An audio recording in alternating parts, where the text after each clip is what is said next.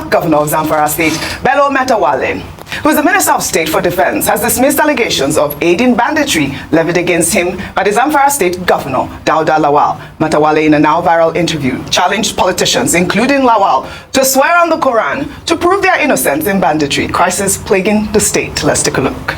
Yes, I go after them.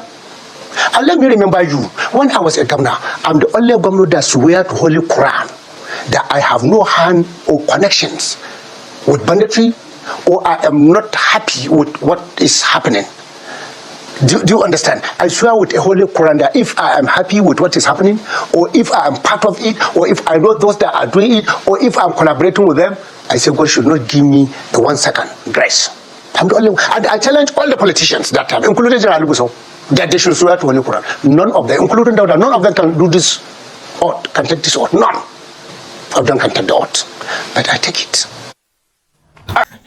This matter is getting more interesting. See, you know, governor of Zamfara State accused he's a former governor of insecurity, of banditry, being the sponsor of banditry. He has been accused. Now, listen to what the former governor said. It's becoming a problem. That's why I like this guy. Rufai, he don't vex. The guy don't vex now. Just listen to this. We'll come back. All right. I don't know the implications of swearing on the Quran, but let me remember you, Rufai. Wait, let me remember you. Can I remember you or remind you? Yes, let me remember you that Governor Dauda Lawal had an interview. Remember, English came on a boat. Let me remember you now. Remember you. Governor Dauda Lawal had an interview first where he made very strong allegations against this governor. And in remembering you, please remember that those allegations. Don't agree. No, I'm not going to agree. Carry on. Don't agree. I'm not going to agree. In remembering you, remember that those allegations were not refuted. All he just said in this interview was that, oh, he had done a lot, as regards the bandit amnesty program and all of that. He also remembering you, he also talked about the fact that, yes, there was a time in the past that he had helped Governor Dauda Lawal. He talked about fertilizer contract and everything. Please, I want the states, Nigerian states, to investigate this allegation. It's not by swearing on the Quran. Let's keep religion out of this. Absolutely. These are very, very strong allegations. They must be investigated. How were those payments made? He also talked about the fact that, okay, the amnesty program he did led to the release of Governor Dauda's relative or something. No. We want, and this is me in remembering you, we want the investigation to go on. Right. The state crack investigation team should go on and investigate, because these allegations can be made against the Minister of State for Defense when we are having heightened level of insecurity through banditry and we are just remembering us. No, he didn't react to the allegations. Right. What empirical proof? I know they might have their political fight among themselves. But that allegation must be investigated, and if it's got any ties there, people should come out and speak about it. Well said, Rufai. On point. Please, these are real serious allegations that need investigations. Of this bandit leader, what's his name again? Habibu Sububu. Showing, let me say this, I'm one of the most happiest person considering what we're going through in Zamfara State as far as banditry is concerned. As you know, Halilu Sububu was one of the major kingpin in terms of bandits in Zamfara State and the northern part of the country. He controls a large chunk of bandits, full of money, well connected in terms of sourcing arms, and so on and so forth. And today, that guy is no more. He's been dropped dead. Absolutely. Now his followers. It should be a different thing. You know, they don't have what it takes. They don't have the capacity like Halilu Sububu. So right now they're in total disarray, including the likes of Turji. Where is Tuji? Because I thought he's running somewhere within Sokoto axis and Zamfara axis around Shinkafi. Because the Ministry of State for Defense and the CDS were going to camp in Sokoto in search of Tuji. And when we imagine that, how difficult is it to be able to clamp down on Tuji and capture him? That was a talk show. Really? As far as Minister of State Defense is concerned. You don't think that he was only in Sokoto for just one night and he left. The last I heard of him was in Kano distributing rice. So what has that got to do with his presence in Sokoto? The guys have done very well, the military and other security agencies, by killing Sububu. It's a major development. Has it brought some calm into Zamfara? Of course. The whole of Zamfara now And not just Zamfara, Sokoto, as well as Katsina, KBN, Niger. We're all happy and excited for what happened. I mean, the audacity sometimes, and these guys are being said to be on TikTok, talking about their outrageous and terrible acts. And now we're even hearing that they're saying that they're waging war against Nigerian state and Nigerian military. And someone like Sheikh Gumi is saying that he's worried, and reports linked to Sheikh Gumi as the fact that he's worried as to the narrative about these bandits, whether or not they're taking up some religious fundamentalism into what they are doing, which is an extreme of what we saw in Boko Haram. Are you worried about that kind of narrative? Sharon, I think in this kind of war, propaganda will always play a role.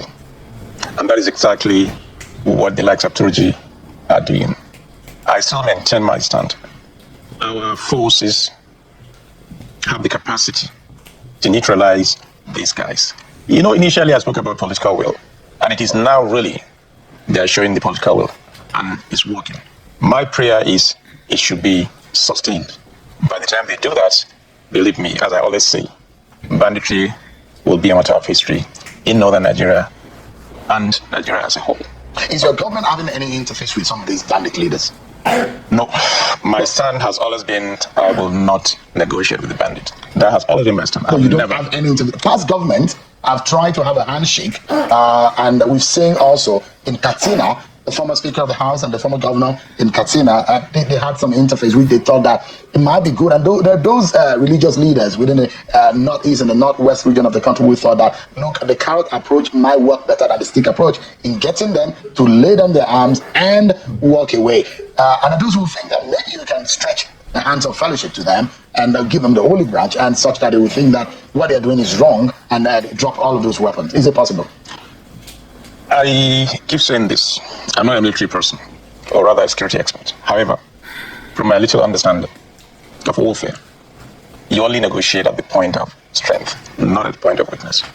There's nothing wrong in negotiating with these guys so long as they're ready, they're committed, holistic. And when they know, if they don't, there'll be consequences.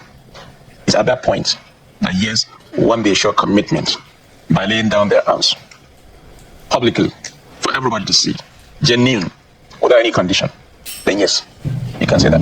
But at this point, when they know with all their propaganda, thinking that they're more superior than the security forces, I don't believe in that. So you're taking the war to them, and you're joining forces with that is exactly what we should do. But what is it about this fact that you're giving them funds, you're talking to them, and there are in fact documents that are surfacing online to that effect? Sharon, as I said earlier, my stand has always been no negotiation with bandits. Not even through the back door? Not through any door. And you have not paid them a dime? I have never in my life. Why would I do that? But there's a document saying that I don't play double standard. That your government under you are. Do you have a copy of that document? It's online. I'm not sure. Let me explain this document to you. When you look at the heading of that document, it says Northwest Summit in Katsina. This Northwest Summit took place 3 months ago. If you look at the background of that letter or that memo, there is no correlation between the headline as well as the content of that memo. When you go down to the memo and see when the memo was approved, this was an event that took place 3 months ago in June, precisely around the 24th. And the approval of that memo was on the 2nd of September 2024 on my birthday. And I remember on that day, I did not sign a single memo. In fact, I was at the, council meeting on that day. Now, with all my experience as an executive director of the bank for 8 good years, you think I'll go low, and sign a memo with the name of a bandit, all the bandits in Zamfara State. Remember, this is a world of record.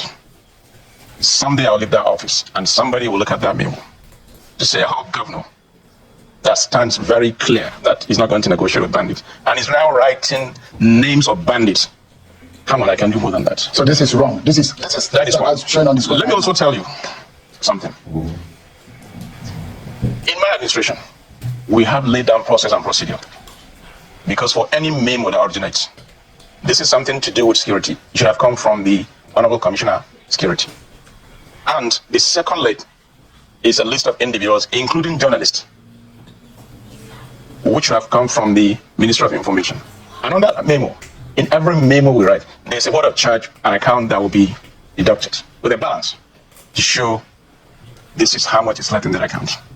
And I challenge anybody to go to Zamfara State and show me in our statement where such money was deducted. But then, if you look at the address, the way it was addressed as Honorable Commissioner of Finance, I challenge you, Sheun, you have a correspondent in Zamfara State. Go to Ministry of Finance. Show me any memo from May 29, 2023 to date where I addressed my Honorable Commissioner that way. I will pay 20 million. Any memo that I use to address my Honorable Commissioner of Finance that way, I'm ready to pay 20 million to that person tomorrow. So this did I not, have given instruction to the Honorable Commissioner of Finance as well as the Accountant General. Go and look at any memo under my administration. If there's any one that I've addressed my commissioner that way, I'm ready to pay 20 million on that. So this is not from your office, and this is false. You know, the interesting thing is, like I said, technology has a role to play here. And when we saw that memo, we took it upon ourselves to go to the extent and find out where it originated, the IPP address, and we're able to do that. And guess what? I've written a letter to the IG, copied DSS, NIA, that we're going to take legal action. We must find where that memo. Where did you trace it to? It's already before the legal team. We are taking legal action. And So you have an idea of where this is Oh coming yeah, of course, it's technology. You know, people are so narrow-minded. There are ways you can do things. Sharon, I'm better than that. So you don't have any back door or front door dealings with any of the bandits? Even side door, there's none. Now, Not even the front door and back door. There's not even side let's door. look at the initiative that you are taking on the ground, the local vigilantes and the security network. Do you listen to that? See, that's why I continue to say, leave religion out of politics. Now, you come boldly to say they accuse you of sponsors of Boko Haram. You are the sponsor, you pay them so amount of money. A lot of accusations like that. They said you, at the point, you even invite those bandits, Boko Haram, you even invite them to government house, you give them money. Not be me talking, allegedly, that's what they have accused you for. Now, you could say is, if you are involved, that you sworn with a Bible, a Holy Quran, it means you are not involved. Excuse me, who are you guys deceiving? Leave politics, leave religions out of this. If you think it is a lie, they are lying against you. Why don't you say, ask them to go and bring Babalawo from the Ijebu, from the village? Make you swear. If you evolve, leave Bible. Our God is so faithful. You don't understand. Our God is so merciful. Go swear with Baba. Make Baba come. Different Baba come from different places. Baba, when you not know, say if your hand day, if you ever been the sponsor one way or the other, you have ever in connection with them, if you have ever paid them money, let them give you one thing from Shrine. After 7 days, if anything not happen to you, then they will know say your hand not day. Leave religion. You swear with Bible. To hell with you. You swear with Bible. You swear with Holy Quran.